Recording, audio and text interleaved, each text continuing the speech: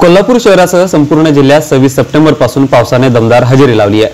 राधानगरीमध्ये 26 सप्टेंबरच्या रात्रीपासूनच पावसाची संततधार सुरू आहे। तसं पाहायला गेलं तर संपूर्ण कोल्हापूर जिल्ह्यात 2 दिवसांपासून पावसाची रिपरिप सुरूच आहे। त्यात करवीर, बुदरगड, हातकणंगले, शाहूवाडी, गगनबावडा, चंदगड आणि पन्हाळ्यामध्ये पावसाने जोर धरलाय। संपूर्ण कोल्हापूर जिल्ह्यात काल रात्रीपासून सुरू झालेल्या या संततधारेमुळे ग्रामीण भागातील नागरिकांचे हाल होताना पाहायला मिळतात। जनावरांच्या वैरणीसाठी शेताकडे जाणाऱ्या शेतकऱ्यांची अडचण झाली आहे, तर शहरी पट्ट्यात पावसाच्या रिपरिपीमुळे कामावर जाणाऱ्यांची अडचण होताना दिसतेय। या सगळ्यात हवामान खात्याने 26, 27 आणि 28 सप्टेंबरला कोल्हापूर जिल्ह्याला ऑरेंज अलर्ट दिल्यामुळे उद्याचा दिवस ही पावसाची रिपरिप अशी सुरू असल्याची शक्यता वर्तवली जाते।